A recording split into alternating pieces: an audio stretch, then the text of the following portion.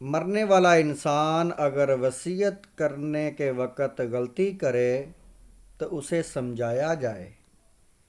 اللہ تعالیٰ نے سورۃ بقرہ آیت نمبر 182 میں فرمایا، فمن خاف من موص جنافا او اثما فاصلح بینہم فلا اثم علیہ ان اللہ غفور الرحیم۔ ترجمہ کنز الایمان۔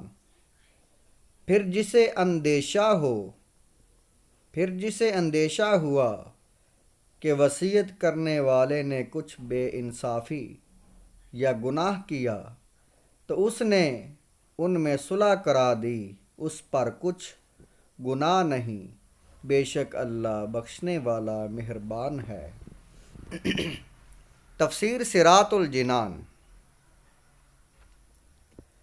فمن خاف تو جسے اندیشہ ہو، اگر کسی عالم یا حاکم یا وصی یا رشتہ دار وغیرہ کو معلوم ہو کہ مرنے والا وصیت میں کسی پر زیادتی کر رہا ہے یا شرعی احکام کی پابندی نہیں کر رہا، تو مرنے والے کو سمجھا بجھا کر وصیت درست کر دے تو یہ شخص گناہ گار نہیں بلکہ اپنے نیک عمل کی وجہ سے ثواب کا مستحق ہوگا۔